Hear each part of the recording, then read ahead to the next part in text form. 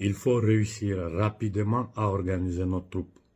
En ce moment, les entités démoniaques, les marchands de la monnaie et de la dette qui gouvernent l'Europe et le monde entier par la violence, la barbarie et leurs armées sont en train d'encercler les pays d'Afrique de l'Ouest avec la complicité des Talons, des Eyadema, des Macky Sall, des Alassane Ouattara. Ces 4 éléments sont des dangers pour toute l'humanité africaine. Où nous arrivons maintenant, là je m'adresse aux peuples africains d'Afrique de l'Ouest, parce que nous allons revenir sur la situation d'Afrique centrale, mais en ce moment je m'adresse principalement aux pays d'Afrique de l'Ouest, aux sociétés civiles d'Afrique de l'Ouest, aux leaders des mouvements et des associations en Afrique de l'Ouest. En ce moment, les Occidentaux sont en train d'encercler, d'abord ils sont présents dans presque tous les pays d'Afrique. En Côte d'Ivoire, à Jacquesville, les Américains sont présents avec l'excuse de la création d'une école de formation de lutte contre le terrorisme. Mais vous vous rendez compte de ce que ça signifie? Vous vous rendez compte de ce que ça signifie? Eux, ils créent le terrorisme. Et après, ils viennent occuper militairement le territoire ivoirien avec l'excuse de former nos soldats à lutter contre le terrorisme. Aujourd'hui, tous les groupes djihadistes sous leur contrôle, je répète, tous les groupes djihadistes créés, financés, entraînés, appuyés par la CIA sont en train de s'organiser pour attaquer les pays de l'AES. D'ici les 3 prochains mois, nous risquons de subir des coups qui vont nous déstabiliser totalement.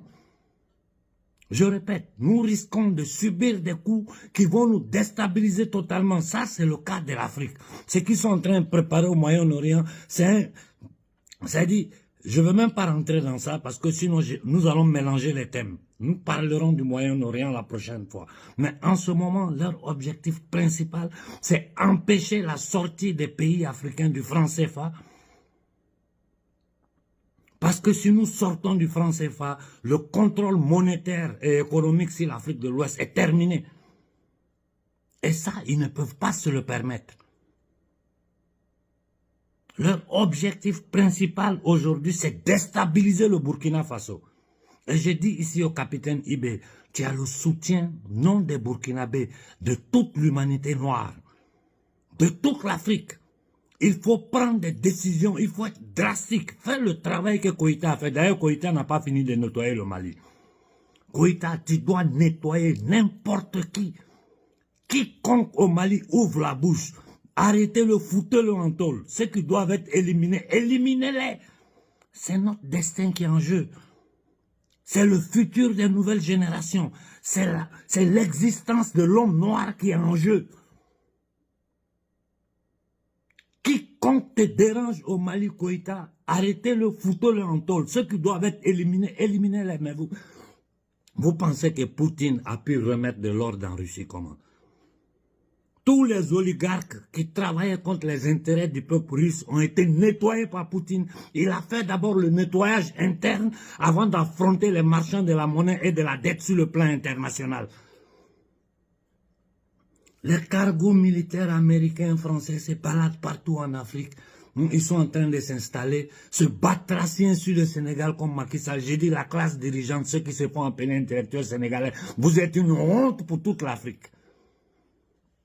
Et je vous dis, le petit jeu du PT et Adema, là, c'était des choses qui pouvaient marcher avant. Aujourd'hui, là, vous ne pouvez plus faire le jeu des 3 cartes avec les Africains, parce que nous, on est là, nous, on sait tout. Et on va dire toute la vérité. Il y a 3 Eyadema, Talon, Ouattara et Macky Sall doivent sauter le plus rapidement possible.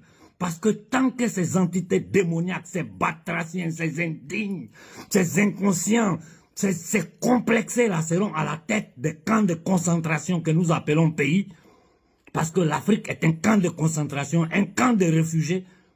Hier, je discutais avec le jeune frère Ibé du Burkina, tard dans la nuit. Je lui ai dit, on a tellement duré dans la misère que pour nous les Noirs, la misère est devenue une normalité. Mais aujourd'hui, là, ce que nous risquons de subir, ça dépasse la misère. Et il faut que vous compreniez une chose. Si le Mali ou le Burkina tombe, nous sommes foutus. Nous sommes foutus. Ça veut dire que nous devons tout recommencer. Il faut rapidement sortir du franc CFA. Colonel Koïta, tu es en train de faire un travail excellent.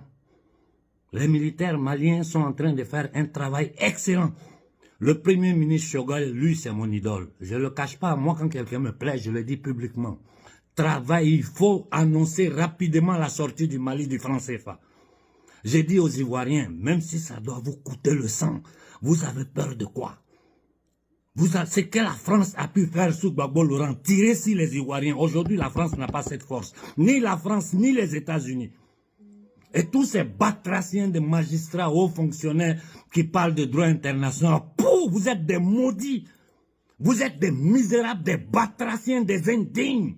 Parce que le droit international est respecté par les États-Unis, qui empêche un cessez-le-feu pour donner à manger aux Palestiniens, pour les soigner.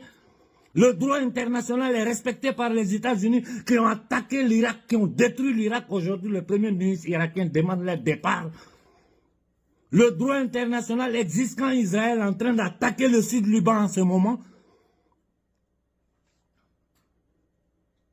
Le droit international existe pour nous les Africains.